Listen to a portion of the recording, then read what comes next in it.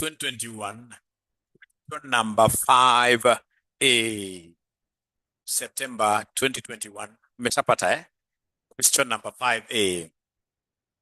You see, at times they can give you a very complicated transfer pricing question, but in most cases, these guys will give you a very easy transfer pricing question like this one that was set on the September 2021, question number 5A. We are told there, PM Limited operates two divisions, namely X and Y.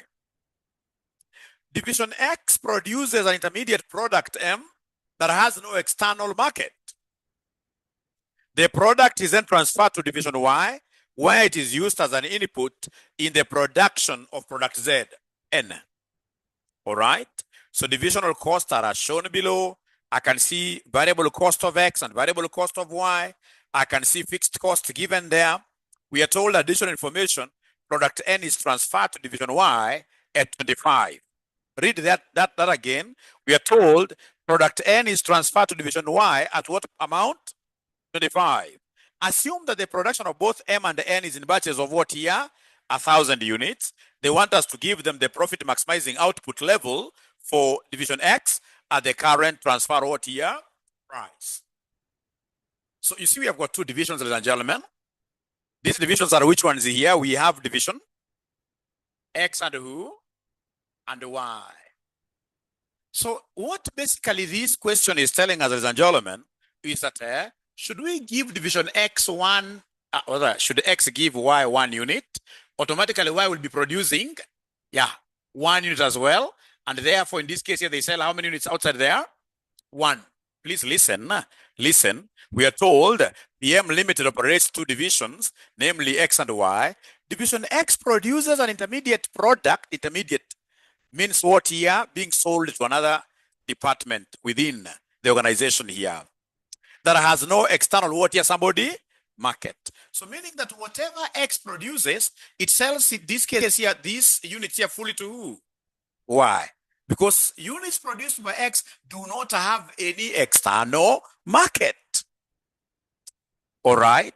And then they are telling us that the product is then transferred to Division Y, where it is used as an input in the production of what here? Product N. Now you can see the quantities sold there. Very good. I like that question. Now they want us to give them the profit maximizing output level for division what here? Somebody? X. So in this case here, profit maximizing output level for division X. So basically, give me the profit statement. For which division to start with? X.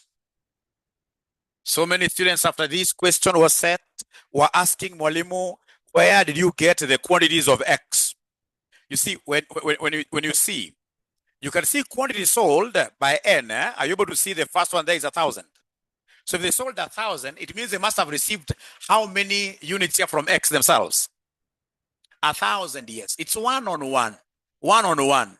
So then when we are putting up this profit statement for X, ladies and gentlemen, we shall be able to use the quantities for both X and Y. For both X and Y. So you're copying all those quantities downwards. So we have here quantity. So we are selling this in batches of 1,000. So you cannot have 1,500. So for 1,000, we skip. We go to what here, somebody? To 2,000, because also that confused students. Next, we have 3,000, 4,000. We have 5,000. We have 6,000. There is something that you guys never spoke about. For some reasons not very well known to me. When X in this case here produces these units here, they sell them to Y at what amount? Have they given us the transfer price? At 25. So the TP is 25 per unit. So then come and give me, in this case here, a title here, where you basically give me the selling price. Give me the selling price. Selling price by who? By X. The selling price by X is fixed. It is a transfer fees of 25. So in this case here, the transfer fees, I will take 25 across regardless because it's per unit like that. 25 per unit like that. So remember, they told us in some note here, Note number one, additional information. Product N is transferred to division Y at how much here, somebody? At 25. Have these ninjas given me the variable cost for X? Variable cost for X ni ngapi, somebody? Oi, leo wanafunzi wa online hata waongei. Wanafunzi wa online hawaongei. 13, isn't it? So once you see, my good students, when you see selling price vis-a-vis variable cost, what comes to your mind? Nothing. Contribution margin, isn't it? Yeah, contribution margin. And how do we get this contribution margin? It is price minus variable costs, which again will be constant, isn't it? Which will be constant. 25 minus 13 gives me 12. So this is 12 across. 12 across. 12 across. Which question are we doing, Mwalimu? Let me just write it somewhere. Yeah. So the question that we are doing is September 2021, question number 5A. September. The question that we are doing, ladies and gentlemen, is September 2021, question 5A, like that. Question 5A. Now, my good students have been able to get contribution per unit. You see, contribution margin is contribution per unit. So when I see contribution per unit, and I can see the units in this case that I sold, then I can easily get what we call total what? We can easily get total contribution. Is there somebody this evening who can tell me, what do you think shall we do to be able to get the total contribution? Divide. Aya. Naomi. We multiply by, isn't it? We multiply. Don't worry. We shall overcome, isn't it? So in this case, ladies and gentlemen, to get total contribution, we are taking contribution per unit times number of units. And are you able to give me then that total contribution? Remember, already you have your X there. Already you have your X there.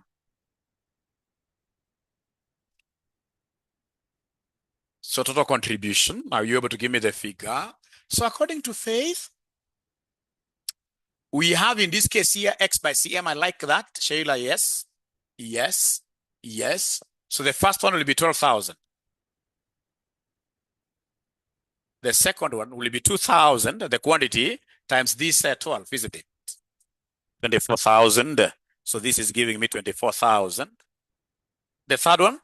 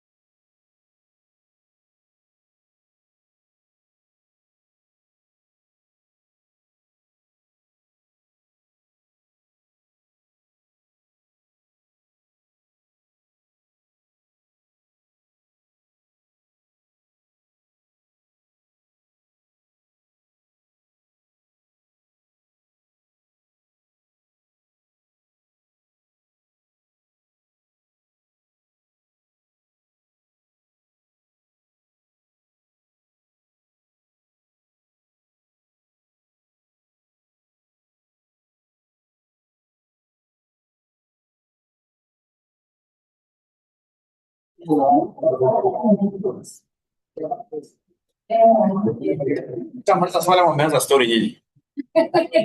Unaanza story haraka haraka aje bila kumaliza question. Mnasema strategy. All right. So sorry for the mishap. We shall overcome.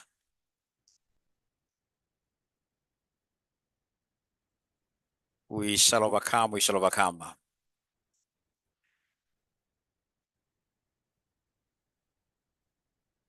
All right. So then what have we been able to do so far? Have we been able to make a decision using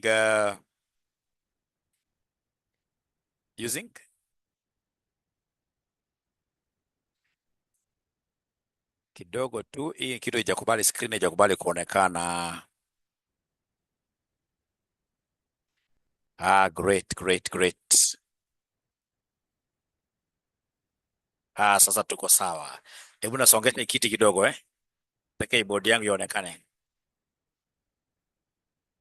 All right, 1 minute sasa.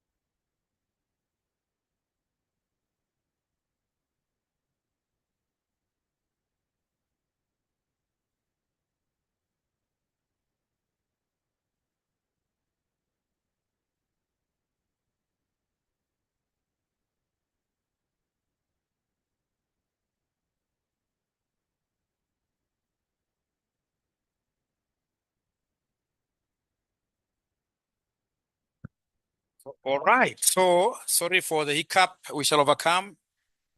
So already we have the total contributions. Do you remember them?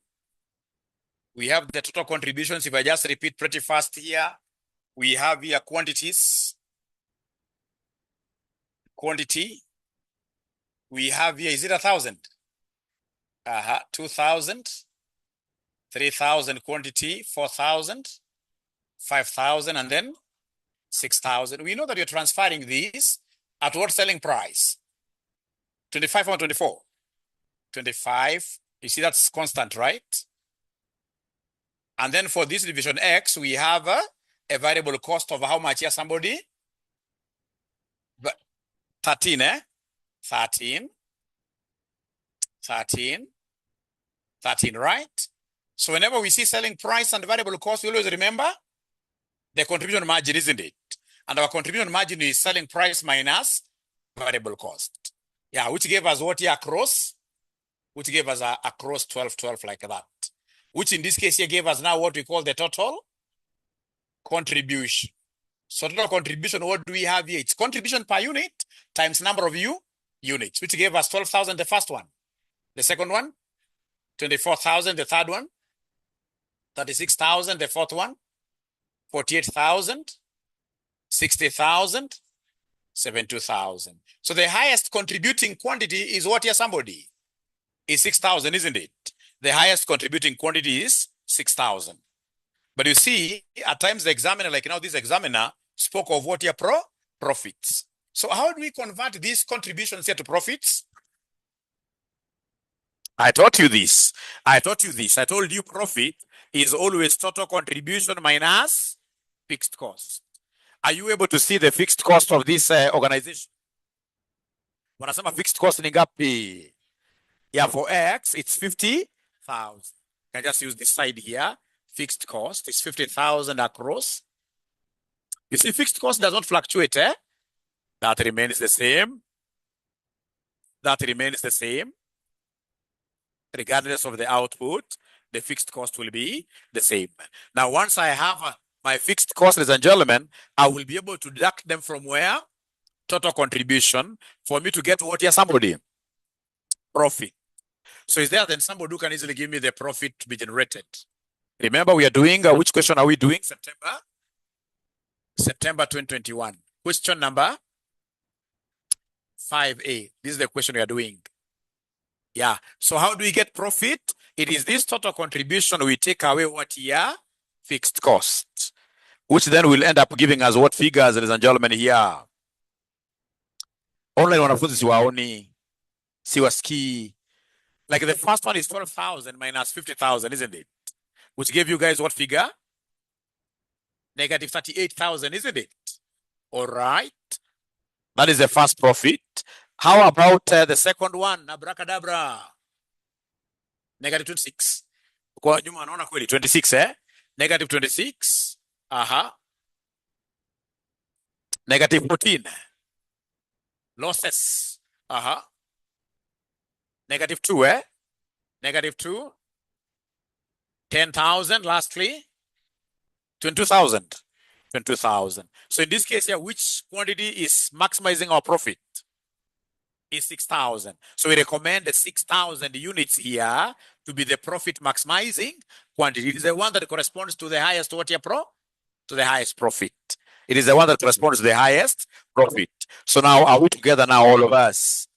Are we together, all of us, online guys? That is division X. That is division X. From there, you go ahead and give us, ladies and gentlemen, the profit statement now for division who? Division Y. Unfortunately, when I left out a little bit, I thought you would even finish this question. Most of you at all. So division Y, I want to see how you will be able to get started off with this division, given the information that we already have. You see, the quantities will be the same, isn't it? Quantities will be the same. I'm giving you exactly 5 minutes. Let's see what we have there.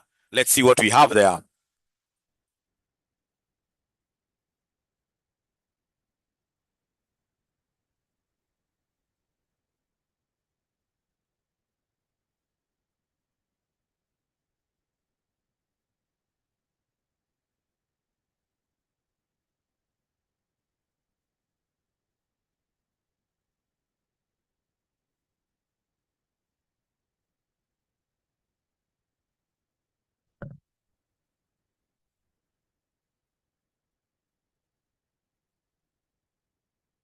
So not unless they tell us otherwise, normally quantity-wise, it's a one-on-one relationship. Whatever X produces sells the same quantity to Y, and Y sells the same quantity to the external customers. So quantity will not fluctuate at all. Quantity will not fluctuate at all. So now we are doing division Y. So quantity will be the same. And fortunately, For this division Y, which produces N, we are able to see the net selling price. Are you able to see the selling prices? So selling price. Yeah, I hope you guys are able to see 150. 140, 130, 120, 110. And then we have what? 100. So once I see quantity, which is my X vis-a-vis price, I will very easily give you what we call revenue. How do we get revenue, my good friends? Price times X, isn't it? Price times quantity. Price times quantity. Do we have these numbers? I want to help you. I want to help you guys. So 1,000 times 150 in terms of thousands, the first one will be 150 in terms of shillings thousands. The second one, wait here, 280 wanafunzi wa online siwaoni kabisa. Thank you so much, Harriet. 280. 280. My figures are in thousands. My figures are in thousands. 390. 390. 480. 350. 550. 600. And by the way, I've done a mistake here. Are we looking at profit statement for division Y about the whole company? Look at Roman 2. Roman 2, it should be the total company, the overall company, isn't it? You can see Roman 2, the optimal output level for the overall company. So there is nothing like division here. The overall company. Overall company. So this profit statement for the overall company, which has got two divisions, X and what? Y. So then could you kindly tell me something regarding the revenue for the whole company? Should I take revenue for X plus revenue for Y? For the whole company, total company. Harriet is saying yes. Harriet is saying yes. Remember, X makes units, and then you are told that it transfers all of them to who? To Y. So meaning that X is only earning an internal revenue. It doesn't sell anything outside. So revenue of X is internal, and from the perspective of the whole company, anything internal is always fake. So internal is always fake. So the revenue which will be relevant for the whole company is revenue for Y only. Which is this revenue? Yeah. Then come and give me the variable cost, which will be relevant. Variable cost that will be relevant. Give me a figure. Harriet has accepted. They are telling me that this should be 7, Should be 12, isn't it? Yeah, because they have told us that actually it would have been 20, because we should have taken 13 plus what? 7. That is what we ought to have taken. But yeah.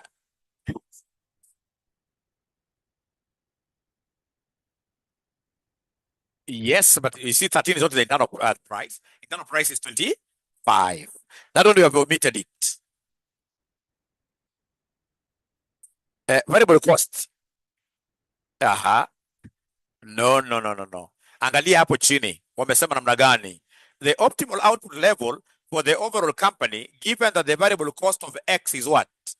It's 5. So for the whole company, it will be 5 plus who? Plus 7. What we have, X coming with, to Y. You see, X came to Y at 5 bob. So now plus the 7, isn't it? So then we have 12 there. Like that. So these will be 12 throughout. And remember, this is per unit. This is for each unit. This is for each unit. So then to get, in this case, ladies and gentlemen, remember, already you have the total revenue. Isn't it? So instead of getting the contribution, I can easily go ahead and multiply this by what here, somebody?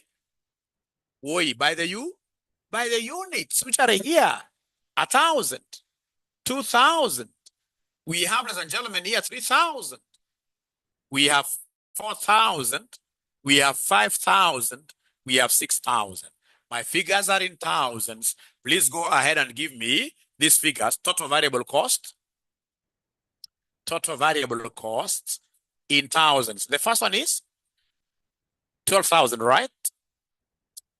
24,000. 36,000. 14,000. 60. 72. I don't even need a column for contributions. I don't have to do these things the same way. Once I have my total variable cost, what I simply need to do is to get my total fixed cost. Do a column here for the total fixed cost. Give me the total fixed cost. You, my great students there, are you able to give me the total fixed cost? Yeah, because fixed cost, there is no fake fixed cost. The only fake things we have are transfer fees and any transfer cost. So in this case here, ladies and gentlemen, from the eyes of the whole company, the fixed costs which are relevant to the whole firm will be 50,000 plus 70,000. In terms of shillings thousands, what do we have there? 120, isn't it? So that's 120 throughout. Then if I'm using this approach, could you kindly tell me what should I do to be able to get now the profit now? If you're using this approach, now we have the variable cost, we have the fixed cost. What do we do to get the profit? Yeah, they're telling me Mwalimu take sales revenue minus variable cost minus fixed cost. Yes. Take revenue minus variable cost minus fixed cost. 150. So 150, we take away what here, somebody? 12. And then we take away what here, somebody? 120. We get the first profit because the examiner wants us to maximize the profit. Wants us to maximize the profit. So according to Bill and according to Marion here, they are getting in this case here, profit over how much here? 18, eh? Profit here is 18. I'm being given a figure of 18, the first one. Please ensure that you're able to get now these figures. 120, eh? 120 is from where? Which 120? Very good. 120 is a fixed cost. Farid, 120 is the fixed cost. You see, we are looking at the fixed cost for the whole company, which will be the fixed cost of the division X and the fixed cost of division what here? Y. So you take 50 plus 70.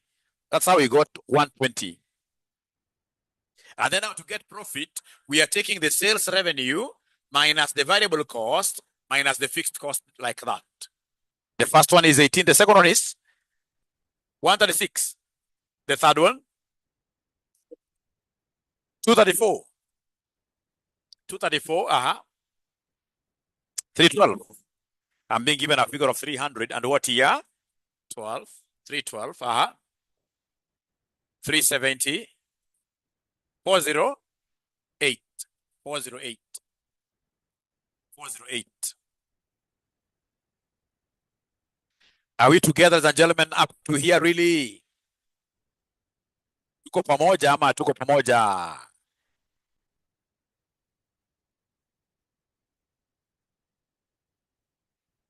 Than this, and that is why I'm the teacher.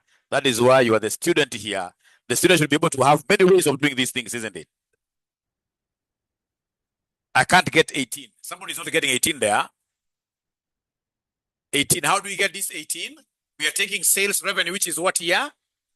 150 minus what here, somebody? Minus the variable cost of 12 and then minus fixed cost of 120. You see, in an exam, you can go and get variable cost total. You should be comfortable with both. Be comfortable with both. Where is the variable cost of 12 coming from? Variable cost of 12, ladies and gentlemen, we have read the number 2 requirement, the optimal output level for the overall company, given that the variable cost of X is 5. And then because we are taking it to Y, what is the variable cost of Y? 7. So 7 plus 5 gives us 12. And if that is the case, then the profit maximizing output is how many units? Still, this 4 is the maximum profit. Hii niko peke yangu. Hii ndio maximum profit. Yeah, and therefore the maximizing output will be what here, somebody? 6,000 still, isn't it? The profit maximizing output is 6,000 units. The profit maximizing output is how many units here, somebody? 6,000. So up to there, somehow, are we together really? Up to here, somehow, are we together? Online hawaongei sana. At least you have an idea. If they give us this kind of a question, how to talk about, isn't it? How to talk about. If they give us this kind of a question, how to talk about. Sasa, nilikuwa nimewapromise ile swali ya Kitchen Masters Limited. Transfer pricing. Kitchen Masters Limited. Kitchen Masters Limited. 5 plus 7 imetoka wapi? Leo kuna mashida. Angalia soma note 2. The optimal output level for the overall company, given that the variable cost of division X is what here, somebody? 5. Soma note 2. So we have variable cost from X, which is 5. And because it's the whole company, we have variable cost from Y, which is 7. 5 plus 7 is what here, somebody? 12. 12. And now with your permission, please, let's go straight away to, is it May 2019? Question number 3. May 2019, question number 3. May 2019, number 3. May 2019, question number 3. May 2019, question number 3. Once you get it, please tell me yes. May 2019, question 3. May 2019. Mshaipata tayari, eh? Yes, thank you so much. Kitchen Masters is a very special question for you guys. So Kitchen Masters Limited specializes in the manufacture and the sale of firewood oven. Each oven consists of a main unit plus what here, somebody? A set of oven fittings. The company has 2 divisions, A and B. Division A manufactures the oven, while Division B manufactures the set of what here, somebody? Oven fittings. Currently, all of Division A sales are made what here? Externally. Currently, A is selling everything externally. However, Division B sells to Division A as well as to external what here? Customers. So this question used reverse gear concept a little bit. Wakachanganya wanafunzi sana. You see, which division is supposed to be the first division here? It's B. Which is selling to who here? Somebody. Which is selling to A. Like that. They know, of course, we as students will be able to take A as the first one always, eh? Waka interchange. So, and they have told us that A is only doing what here? External sales. Oh, Godfrey is saying, Mwalimu, we have done this question. I don't have a problem with Godfrey repeating it. I don't have a problem repeating it. Let's repeat it. After all, we are revising, isn't it? Let's do it. Hata wanafunzi wanasema we do it. We do it. Hata Godfrey nikimwambia arudie swali hapa kwa board, anaweza akashindwa. Kifanya mara ya pili atakuwa chini ya ataijua sana. Tuifanye. So sasa tuende pole pole sana. Division A, current selling price ni ngapi per oven? Oh yeah. Ni 450, isn't it? 450. That's Division A. And then we can see cost per oven, fittings it is receiving from Division B. At how much here, somebody? That's 75. What is it to you? It is receiving some fittings from B at 75. That is the transfer price. So transfer price, TP, is 75. Transfer price. Thank you so much. 75. Transfer, 75. Then they have given me other materials from external suppliers. We have labor. We have annual fixed overheads. We have annual production and sales what here of ovens. And then we have maximum annual demand. Yeah, that the annual production and sales of ovens in units, ladies and gentlemen, from A, we can see that annually production is what here, somebody? Production is 80,000, right? And demand is what here, somebody? 80,000. So they will be able to sell how many? They sell 80,000, isn't it? Compare demand and the supply. So they sell 80,000. So they're selling 80,000. And we know that each one is how much here, somebody? 450. What is 80,000 times 450? Can we do our figures in thousands? Let's do all our figures in thousands. 36,000. Our figures are in thousands. 36,000. Hapo ni max inatembea tu. 36,000. In terms of thousands, isn't it? 136. Aye. 3 point. Whatever answer you get, you take 80,000 times 450. Whatever answer you get, you divide by 1,000, isn't it? 36. Yeah. Whatever answer you get, you divide by 1,000. 36,000, isn't it? Thank you so much. Tuende kwa division B. Division B, we can see current external selling price is how much? Woi. Is 8, isn't it? Great. So unaandika tu hivi unasema external 80. External 80. The current price for sales to division A is 75, which agrees with our 75, isn't it? We're able to see again a confirmation that the transfer price of the product is 75. I like this. Cost per set of fittings given there. Annual fixed cost, what do we have there, somebody? 4.4. And then we have maximum production and the sale of set fittings. Maximum production in ngapi, somebody? Maximum production, that gives me maximum capacity. Maximum capacity, how many? 200,000 units. Maximum capacity, 200,000 units. And then we can see the maximum annual external demand. How many? So outside there, they want 180,000, isn't it? And the maximum annual internal demand is what here, somebody? Is 80,000. So required under the current transfer price. Required under the current transfer price, which is the transfer price of how much? 75. Under the current transfer price system, prepare a profit statement showing the P&L for each of the divisions and for Kitchen Masters Limited as a whole. So remember, currently we are selling internally these goods at 75, and currently, read paragraph 2. Currently, all of division A sales are made what here, somebody? Externally. However, division B sells to division A as well as to external customers. Both divisions are what here, somebody? Profit centers. Very good. I love that. We have to read the required a little bit. Additional information.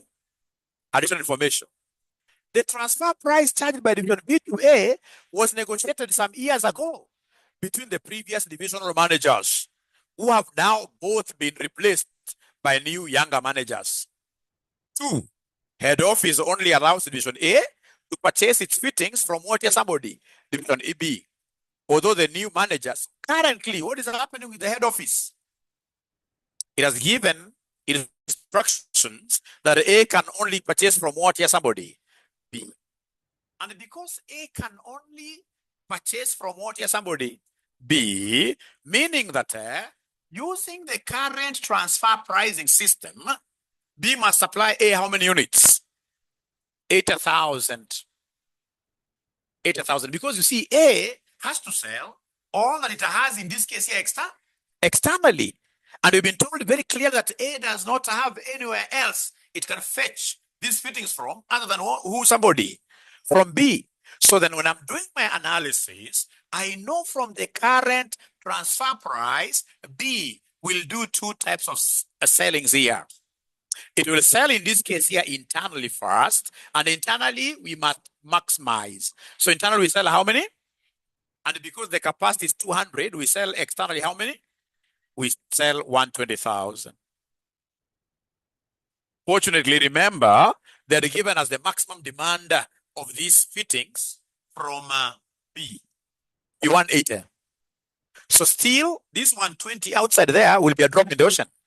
The demand is even higher, isn't it? So I'm not afraid.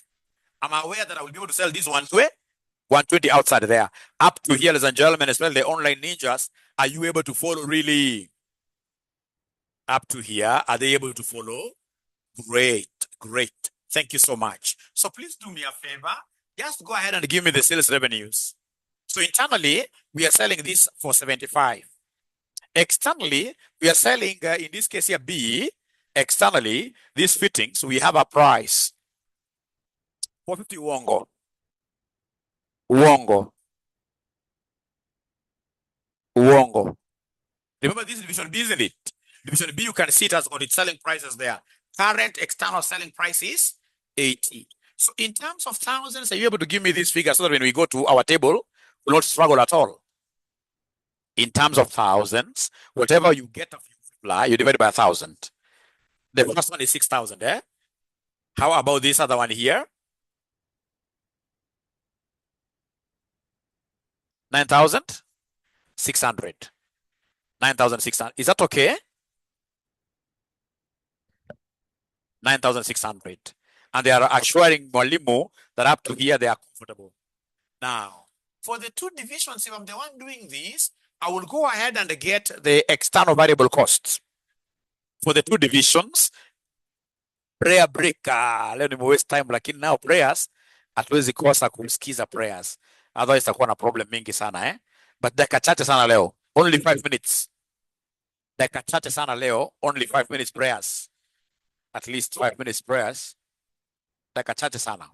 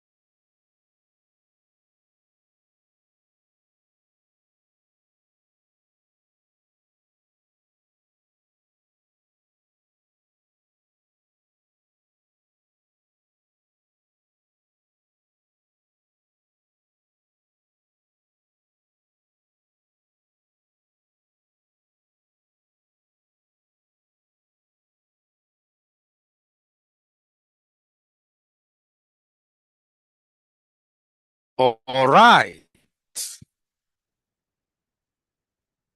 Are we back? Are we back? Are we back? We continue now. Are they back? We get to continue. Yes.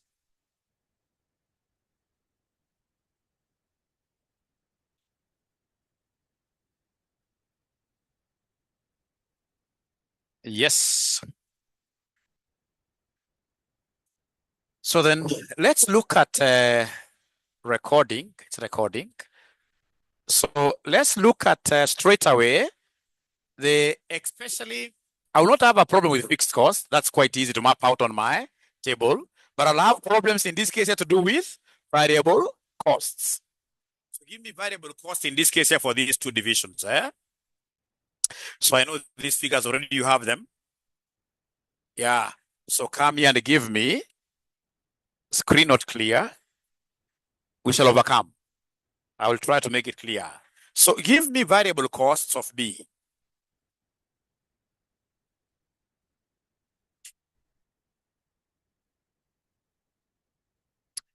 Are you able to see the variable cost of B? Look at the information for B.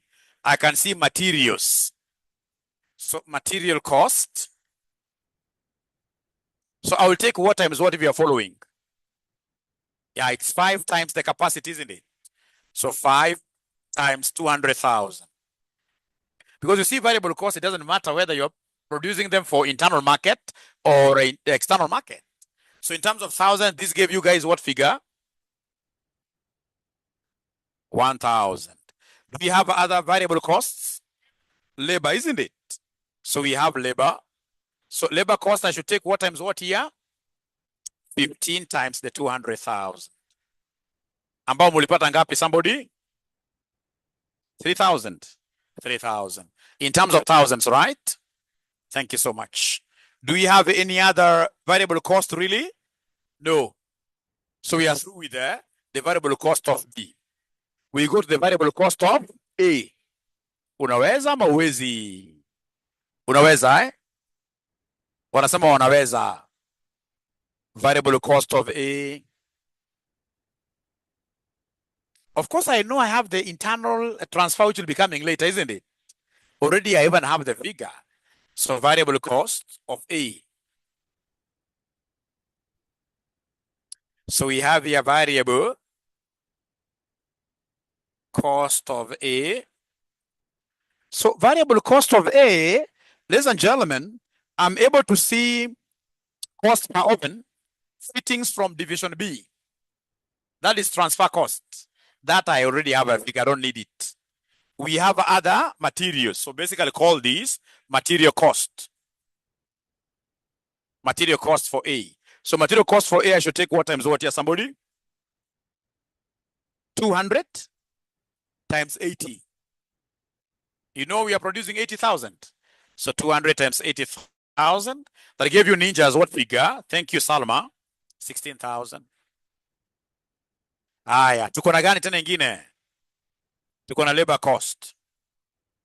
So labor cost, I should take what times what here, somebody? 45 times 80. Which gave you guys what figure? 3,600. Thank you, Rahab. Nikishafika hivyo, sasa ni kuchora zile profit statements directly. We have everything now. Now we have everything.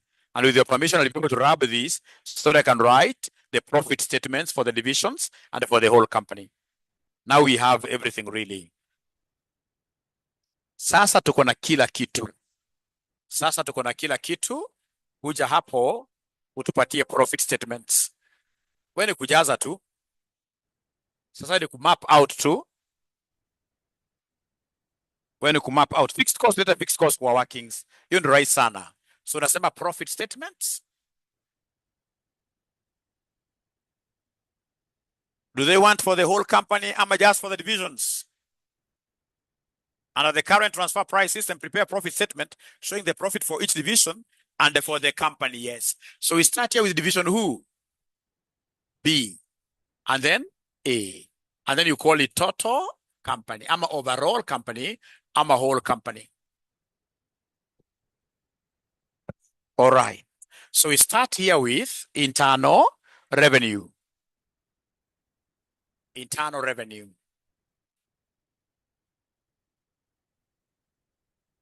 Remember, B is the one that is getting some internal revenue. How much do we have there for the internal revenue? 6,000. Already mko na figures, ladies and gentlemen. 6,000 here, isn't it? Hapa gotire, hapa ni not apply, because anything internal is fake. Anything internal is fake. Not applicable. Then we have external revenue. We did these figures, nikuziweka tu. External revenue already tuko nayo. Ini 3,600. 9,600. EJ 36,000. Si kama ni external, si ziko na figure kwa whole company. So unaongeza tu 55. 45,600. Thank you so much. Aya. You go straight away to costs. So costs, don't forget the transfer, please. Don't forget the transfer fee. How much the transfer cost? Very good. I will simply pick this internal. What B is calling an internal revenue is a cost to A. 6,000. Upper dash, upper peer dash, ama not applicable. Not applicable, whichever. Not applicable. And then now we have the other variable. Do you remember the variable cost we computed? Yeah. The first one was what here, somebody? Ilikuwa material. Unaweza kuziandika direct, ushazi compute pale, isn't it? So material cost, are you able to see B is how much? 1,000 here. Hapa ni ngapi? 15,000. 16,000. Hapa inakuwa 17,000.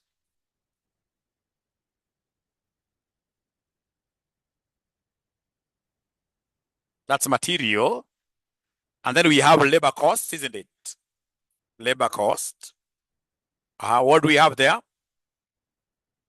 3,000. 3,600. Giving us what figures? 6,600. Nilikwambia fixed cost, hakuna haja kuandika fixed cost pale sana. Kuja andika fixed cost hapa direct. So fixed cost. In thousands. Fixed cost ya B ni ngapi? 7440. Uongo. Hapo chini 4,400. Ya A ni ngapi? 7440. Giving us a total of 11,840. Is there any cost you guys think we have missed out, last born? Uko sure tumeshika zote? Imagine iko.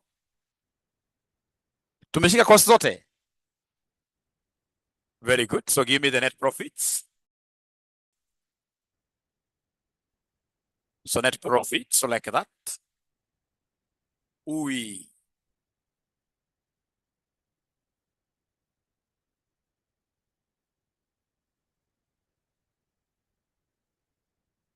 So you take, if it's B, 6,000 plus 9,600 minus this, minus this, minus this. Give me a number, I write down. 7,200.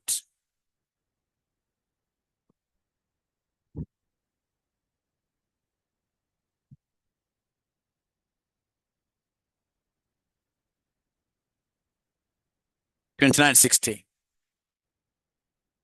Giving us how much they are? 10,160 for the total company, isn't it? 10,160, like that.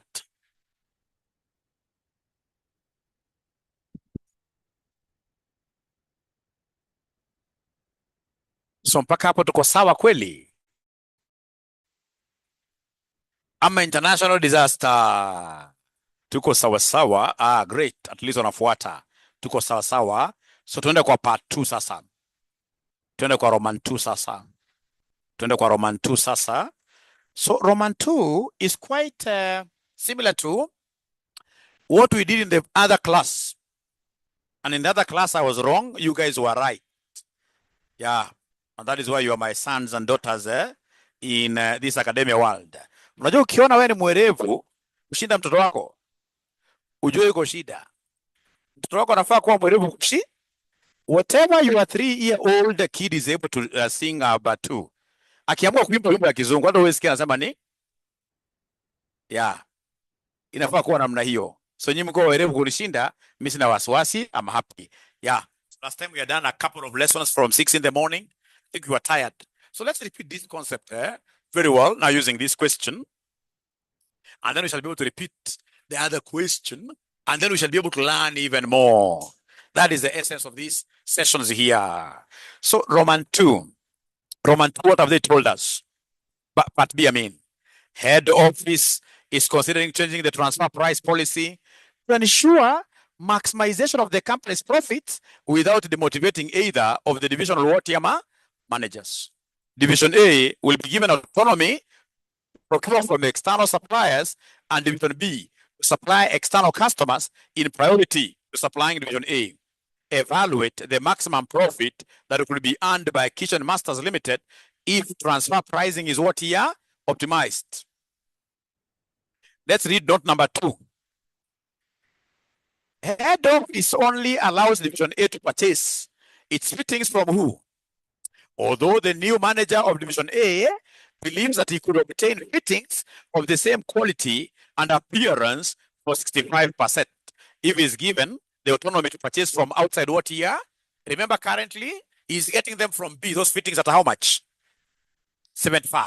But he's saying that, hey, I have somebody who can give me the same quality, same appearance, everything from outside there for how much? 65. Then what is going to happen? Yeah, let's redraw this diagram. This is a very easy concept, really. Very, very easy concept. Very easy concept here. So remember, we still have our division B.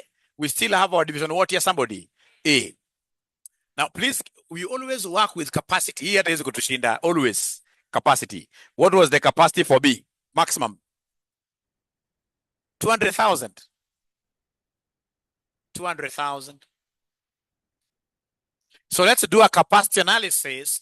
We have external demand. External demand ni ngapi somebody? Maximum external demand. Wait, tuko tumechora. Ilikuwa 180 and 180, eh? Yeah. So in this case here, 180 and 80. So external demand from outside there is what here, somebody? 180,000. And then internally, what do we have there, somebody? 80,000. 80,000. And then now we look at A. A in this case here, it needs a total need in terms of fittings. Ningapi somebody? Oh yeah. Oh yeah. Inahitaji ngapi zote? That is A. 80,000.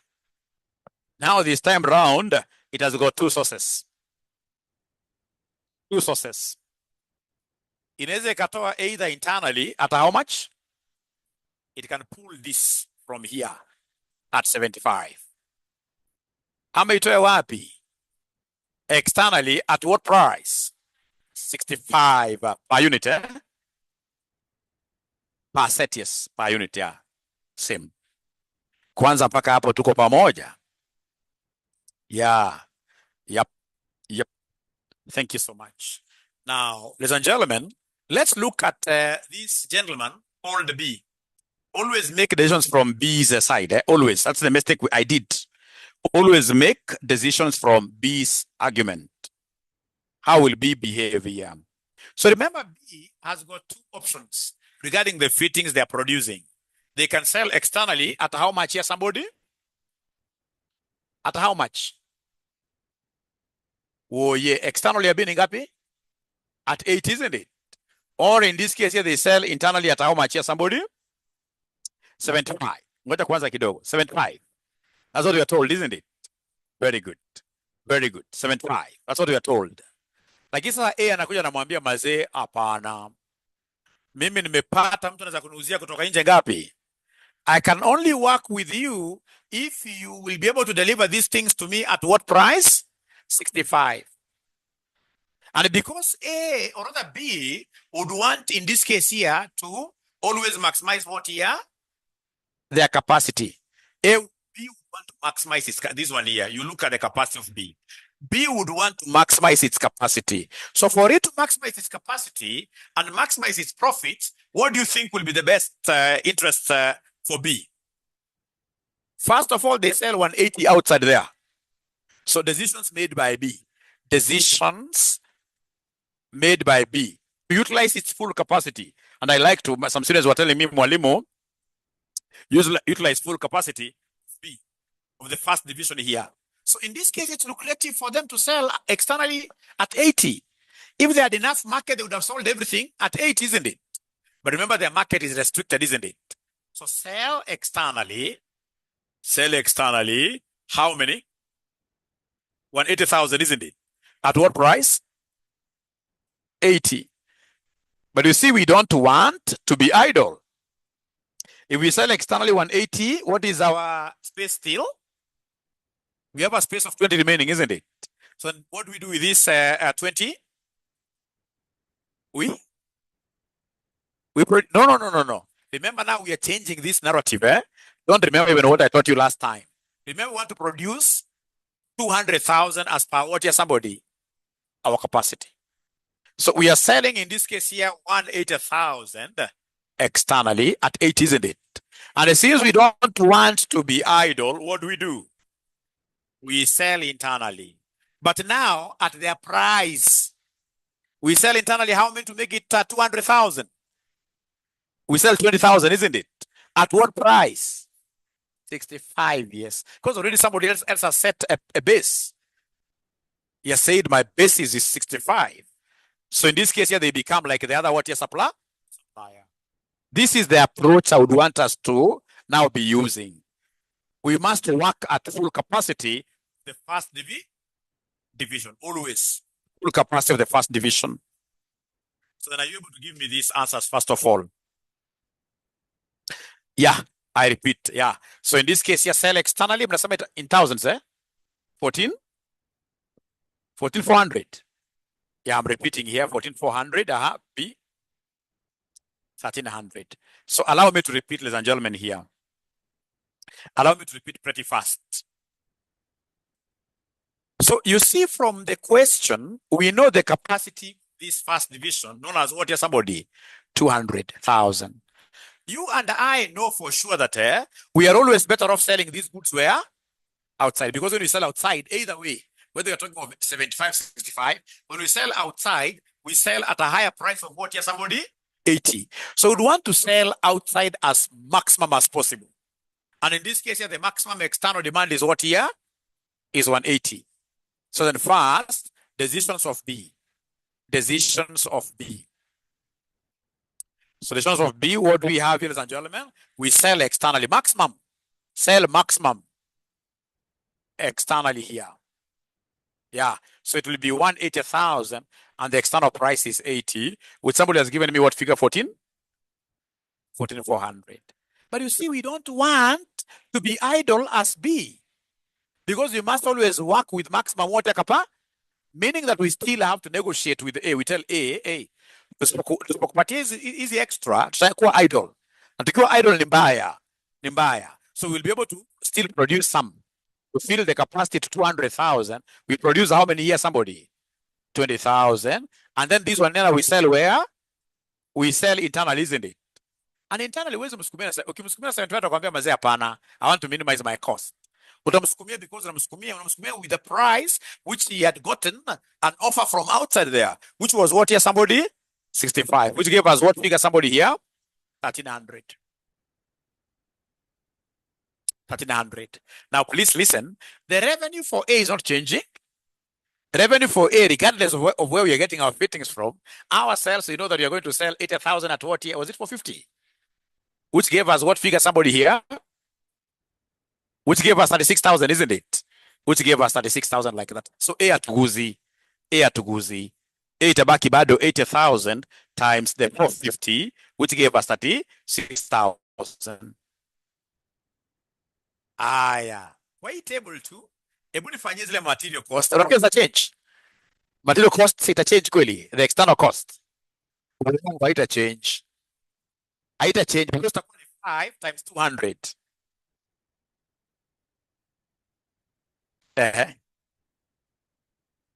alikuwa 8 years. Yes. Outsource the 60 years. We shall outsource the 60 at 65. And we shall be able to account for that when we do that table now. Good question there. Yeah. Apart from transfer cost, every other thing will remain the same. Kwa hivyo sasa tunakuja hapa tuandike profit statements.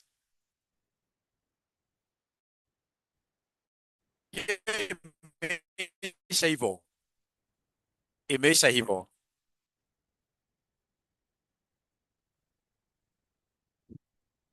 So profit statements.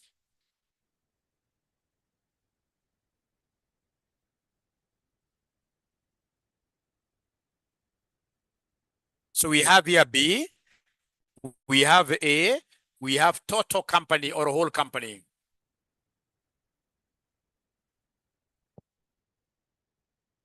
Let's start with internal revenue. So internal revenue for B, how much? Remember we sold 20,000 internally. We sold 20,000 units internally. 1,300, isn't it? Please, hapa Gotire, Asha, not applicable. Hivyo lugha ujui. Hiyo lugha ni mzuri. Hiyo lugha ni mzuri sana. Aya. Twende kwa external revenue. External revenue. External revenue. Sorry. External revenue. External revenue from B, how much? 14,400.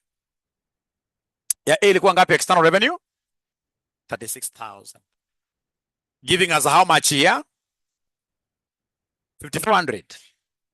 5,400. Thank you so much. Thank you so much.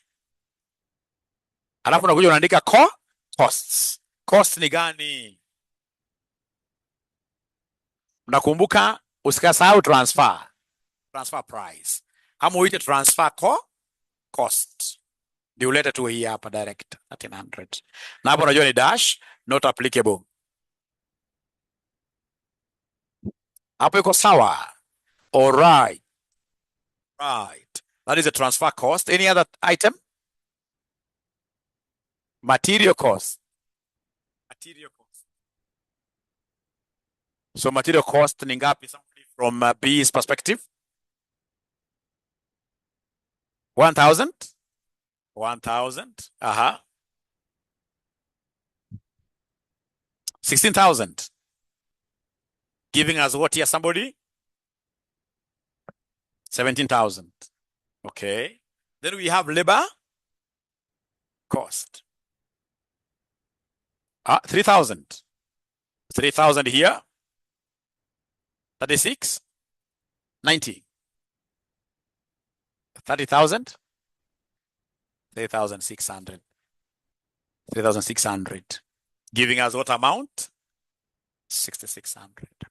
Now, before I go to fixed cost, is there anybody who is able to remember outsourced fittings? Yes, not many can remember this. Outsourced fittings. Remember B never got all the fittings from, not B, but A. Never got all the fittings from B. It got some fittings from outside. Outsourced fittings. Outsourced fittings.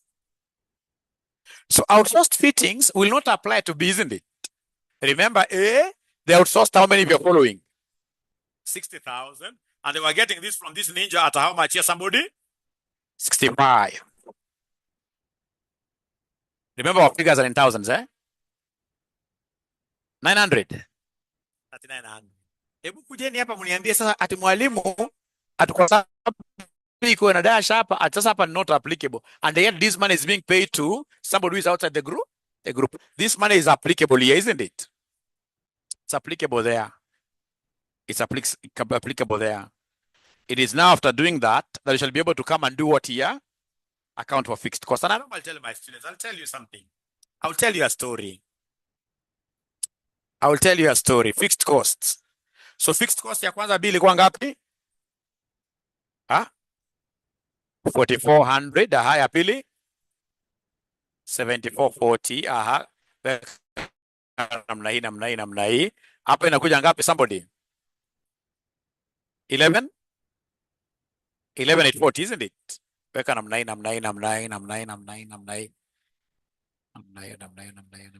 So I want to tell you something, ladies and gentlemen. I've taught this question, this paper for quite some time, and I know one thing. Normally for transfer pricing, the second part is normally not very, very easy. The second part A inakuwa rahisi. The second part is not very, very straightforward. So what I normally tell my students, if you go to part 2, and then you hear the examiner said, we only have how many minutes remaining? 5.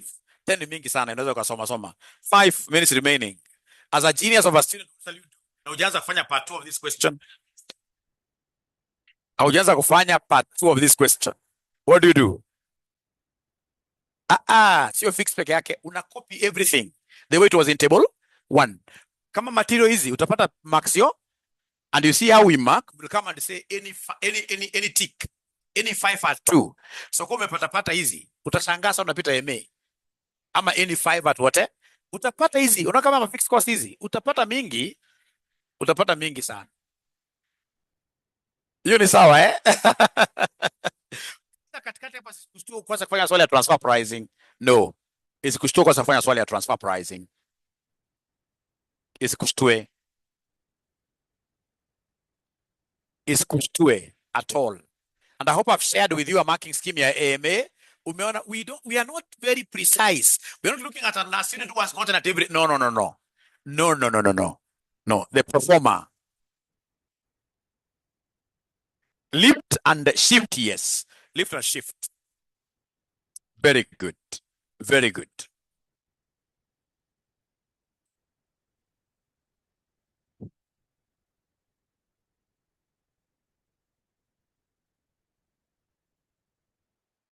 Part C, hiyo ni yenu, sina interest nayo sana, kwa hiyo mtihani nakuja, sina haja nayo sana hiyo. November 2018, question number 4B. November 2018, question number 4B.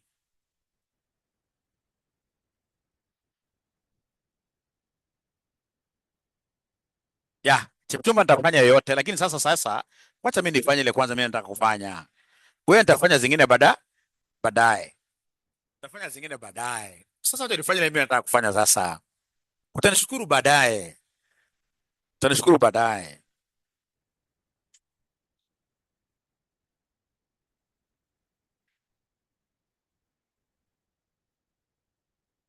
So remember, we have a class tomorrow at what time? Daytime? Now we are back. What time tomorrow? Simeanza leave. Nilienda hizi class a day, wanafunzi wakanipigia simu wakaniambia mwalimu you are unfair. Patie time. Tutaanza sijui leave siku gani. Sasa mmeanza ama mjaanza? Amjaanza bado. Aya. Sasa mtaanza leave wakati gani? Monday. Hii semester mmechelewa kuchukua leave. Last semester mlichukua leave mapema sana. Hii semester mmechelewa sana. Kwa nini? Next Monday. Ebu bila jokes acha tuone. Aprils are good eh? Washaanza eh? So wangapi wale kusema ukweli kabisa wameanza leave hapa? Wangapi wameanza leave? 1 2 3 4. 5. Okay. Ivy no. Brother Just. Great. Wa online wangapi wameanza leave? So one admin. Nataka wale ambao wameanza leave wasema tu me or why yes. I'll follow from job. Yes. Kumbe yes ni wengi. Ya karibu sana. Yes ni wengi. Aya. Because kama kesho, I'm now solving the more questions I gave you. Have you attempted all the more questions? Hamjamaliza bado. We shall overcome. Now, ladies and gentlemen, 2 p.m. Because AFR is always at 1, isn't it? So AFR 1 to 2. And then AMA 2, eh? Wamekataa. AFR what time? Ufanye AFR 1 ama AFR iende. Ama tupange kitu na kwa WhatsApp group. Fanya kwa WhatsApp group. We shall overcome. Now, ladies and gentlemen, these questions are done it in the normal class. And I would want to urge all of you to repeat it at your own time. Ukweli ama uongo? Nilikuwa nimefanya November 2018. November 2018. November 2018. Hebu confirm haraka haraka. Tulikuwa tumefanya ama hatujaifanya hiyo? Hatujaifanya eh? November 2018 question. So it's about life cycle costing, right? It's about life cycle costing. Remember, a project or a product's life cycle goes like that. Yeah, we normally have the stage we call research and what? Development. Then we have path or entry to the market. Then we have what we call growth. Then we have in this case here what we call maturity. Then we have in this case here what we call decline. And then of course death like that. Please anchore kitu haraka haraka. That in life cycle cost, you must always follow this diagram and account for all the costs. Okay, so Joanna Beach and the university students are also saying, me. We shall overcome.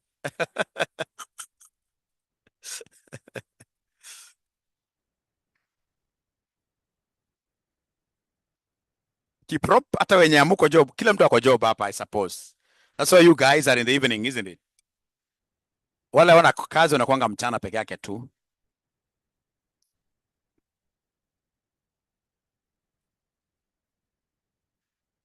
So we have what we call research and development phase. We have entry to the market. Then we have growth, isn't it? Growth. Oh, Maggie anasema wako hapa hawana job eh? Aya. Nasi unafaa kuingia klasi ya mchana. Naingia klasi ya mchana. Unapumzika mapema. In research and development phase. And then we have entry to the market. And then we have the growth phase, isn't it? Mimi hata off wameninyima woye. Maturity. We shall overcome, yeah. We shall overcome, yeah. And I've also seen some employers who believe this thing is real when they get letters from the school. Eh? If you think our letter can help you, please talk to us. Talk to us tukuandikie barua. Na pia kuna wale employers ambao wana believe na barua ya daktari eh? Lakini usidanganye, utakuwa muongo sana hiyo, isn't it? Decline. We shall overcome. So death, okay. So Daniel, you can talk to me later. Eh? Talk to me later. Nikiandikie barua niseme mpaka exam dates zako eh? Na mrequest nimwambie tafadhali waachilie mwanafunzi wangu apite mtihani aweze kuserve you as an employer even much better. Right. Thank you so much. We shall overcome. So you see here we are told AZK Limited, a manufacturing company, is planning to launch a new model whose life cycle is 3 years. So you can see 2018 is when we're starting, 2018 December, 31st December 2019, 31st December 2020. The marketing director believes that the customers could only pay 120 per unit, but the finance director believes this will not cover all projected costs throughout the product life cycle. They want us to give them the life cycle cost per what? Very easy. So nakuja hapo unafanya hii table, uko na first January 2018, uko na December 2018, uko na December again 2019, alafu December 2020. Aya, unaanza na research and development. So research and development, you can see here they were 850, 400. Is that okay? 850, 400. Here we are 200,000. Nothing there, nothing there. That's research and development. And then we have variable production cost.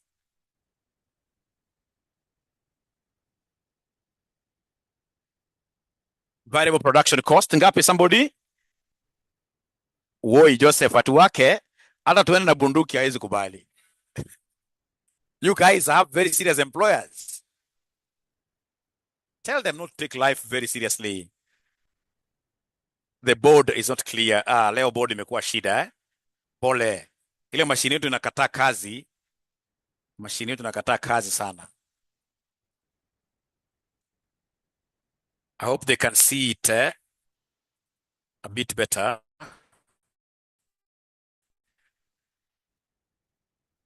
So variable production cost how much? Mwaka wa kwanza, hii beginning, nothing, isn't it? Alafu ya December 2018, how much? Uongo. Hakuna 100, eh? Because you see, this is variable cost per you. When it's given on a per unit basis, you always multiply with the number of units produced. Because remember, life cycle costing is all about totality. Total, you can't read it for me a figure for a unit. So see, it's 100 there, fine, I agree. But you can see in December 2018, total number of units produced were 20,000. Uko chini kabisa, you're able to see the production. So you get us the total production cost. Wanasema ni ngapi sasa hapa December 2018? 2 million. Woi, online hawajaona 2 million. Adjust the board again. Oh yeah. Poleni sana, we shall overcome. 2 million, eh? Aha, 2 million. Is that okay? Because you see, it is 100 times 20,000. Hebu nipatie ni variable production cost ya mwaka ingine. 1.6 million.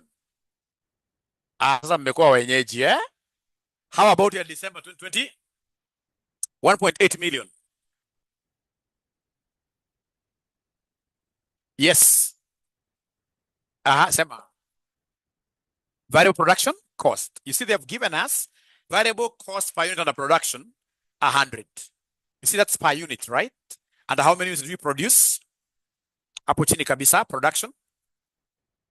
Are you able to see 20,000? Across. Thank you so much. I had not even noticed you. Sasa nimekuona. Great. 20,000. Yeah. So tuende kwa the next one. After variable production cost, what are we able to see there? Fixed cost. Sasa hapo utasikia mwanafunzi anasema tena achukua hiyo fixed at production cost apply na nini? Number of you, and then they have given us total. They have given us total. Fixed production cost mbesa shiga na 500,000 across, right? Great, examiner. I'm so sure the online students are training to see my board, but are they able to follow somehow? Are they able to follow somehow? Oh, yeah. Thank you so much. Somehow, please. Somehow, please. And then we have the marketing, variable marketing. Variable marketing. Hebu tuone maajabu ya Musa.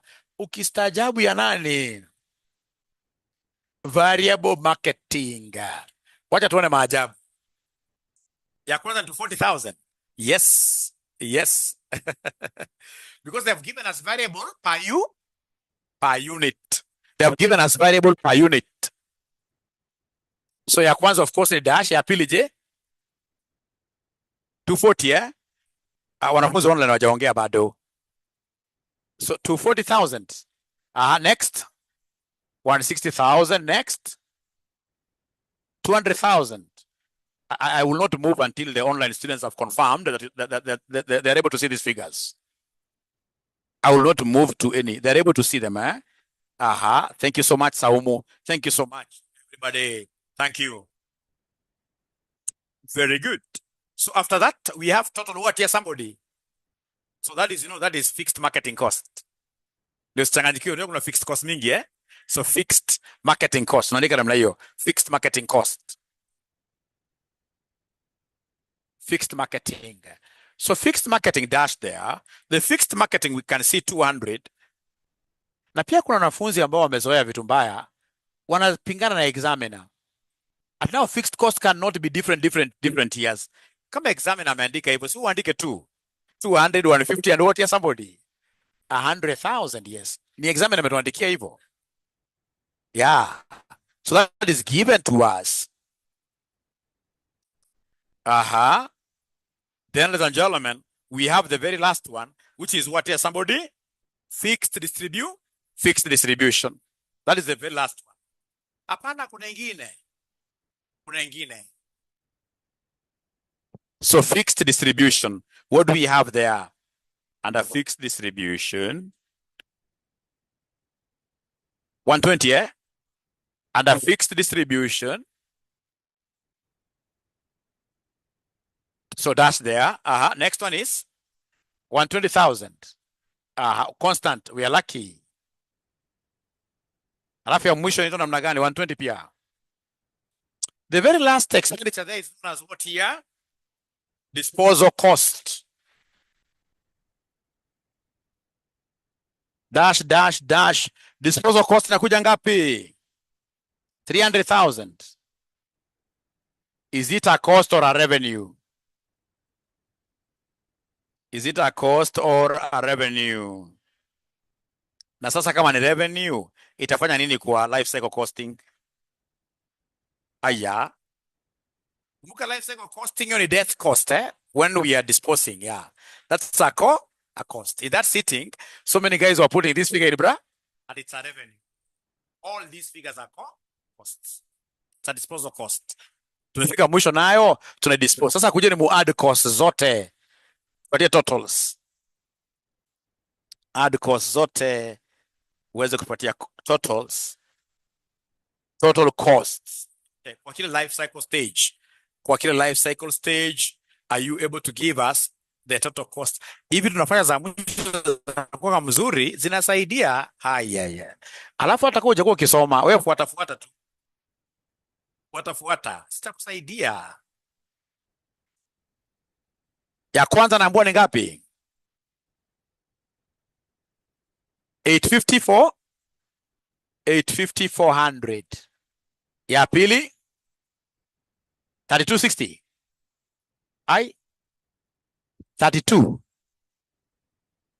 3260 K. Allow me to use the word K for 1,000.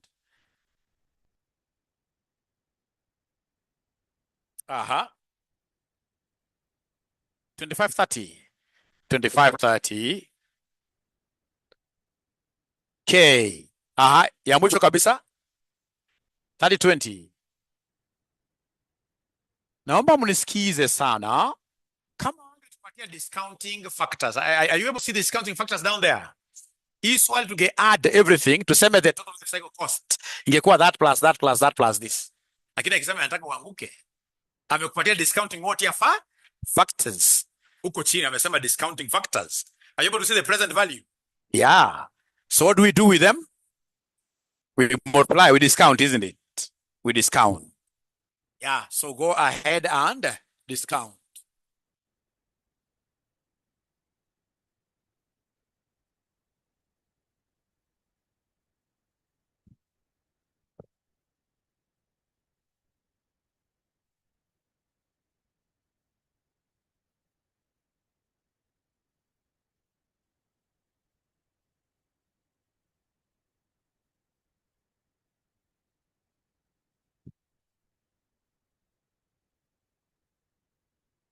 So PVIFs, of course, we know for at the beginning it will be 1, eh?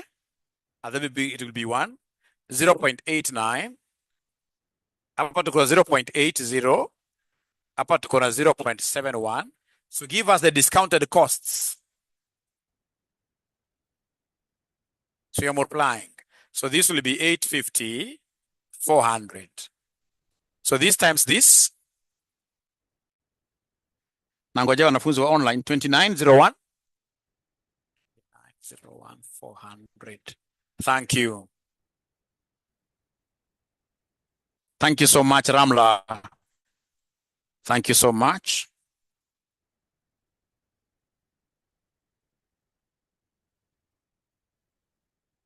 So na multiply hizi. Mnasema inakuja ngapi? Somebody 2024. 24,000. And then lastly, what do we have there? 21. 44,200. Thank you so much. So the discounted cost, now we can add them up. So give me the total discounted costs. Summation.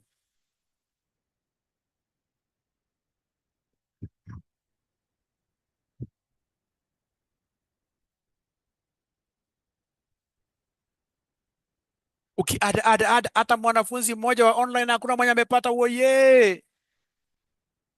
79 20,000. So this is the total life cycle discounted cost. And therefore cost per unit utadivide na ngapi? Uongo. Utadivide over life cycle quantity. Over the 3 years of producing units ngapi wewe?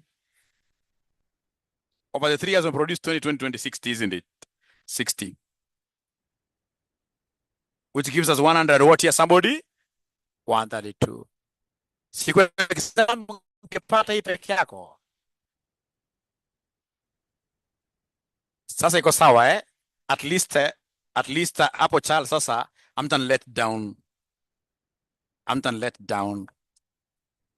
Alafu ukiangalia hapo chini kuna fala anasema kwamba transfer, ngoja, anasema kwamba selling price ikuwe ngapi hapo chini? Ati ni director. At selling price ikuwe 120, itaweza commit kweli the costs. If the cost is 132, selling price itakuwa 120. No.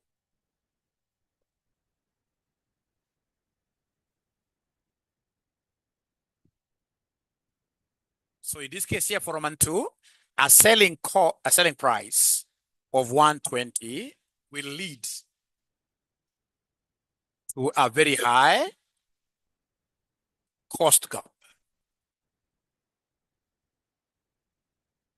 It is below the cost of what here, cost of 132. So the selling price of 120 should be rejected. The person saying that we should sell the to 120, tunamwambia pana, tumekataa hiyo. How do we get the 60,000? Remember, year 1 we are selling 20,000, year 2 20,000, year 3 20,000.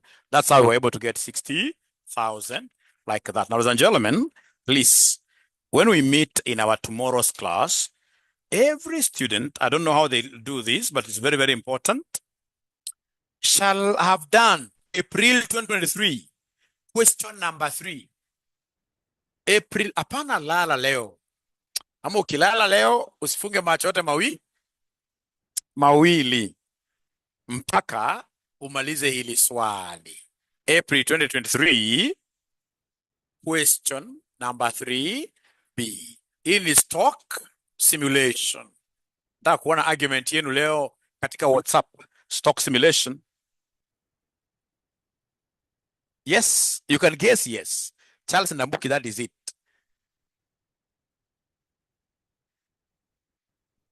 Part 2 statement, Dennis. Part 2 statement, what of this? There is somebody, in this case here, who wants us to use a selling price of 120. Let me just go through.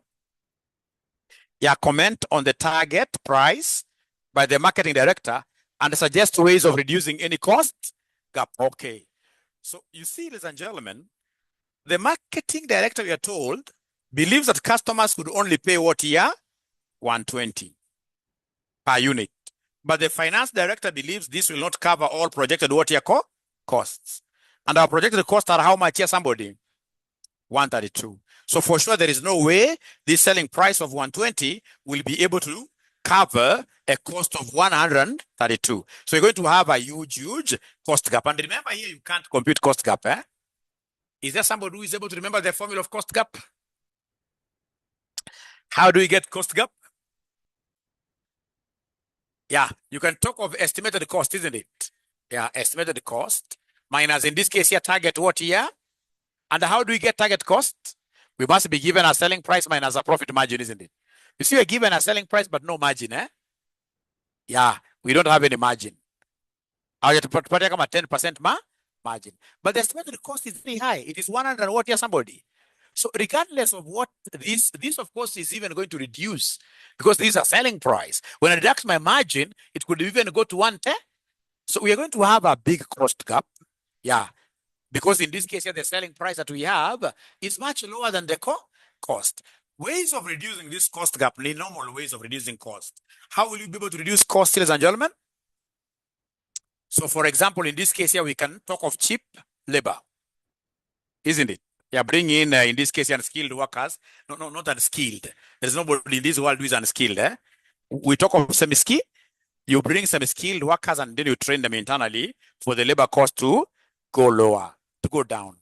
You can also think about what alternative raw materials. You can retrain your workers for them to become more faster in production. So there are so many ways. You can, in this case here, let out some of your warehouses here to reduce on rent. The normal ways of reducing your, sourcing. You can source these materials here from cheaper suppliers. So April 2023, question number 3B, munisaidie tafadhali. Sawa. Thank you so much. See you tomorrow. Yeah, bulk purchases to enjoy discounts. Thank you very much. Thank you very much. Automation of process, I'll give you a marker on Wrath, sorry, yeah. Okay, bye-bye. Kesho sangapi? What time is best for you guys? Good night, Augustus. Bye. What time is best? So wanasema 1 p.m. na tusifanye AFR. Fanye AMA. That's what most students are saying. After all, my subject is AMA. That's my subject, yeah. That's my subject. My subject is AMA. So tomorrow, 1 p.m., Advanced Management Accounting. Bye. Wamekataa hii AFR hii, AMA ilikuwa 4. Unajua sasa hawa wanaleta shida hawa. Unaona 4. Kwa hiyo tufanye kesho 4, Sawa, without fail, tomorrow 4. Just 1 hour, yeah. Sababu ni theory. Mimi ni mwalimu wa theory. AFR, AMA, 1 p.m. Thank you.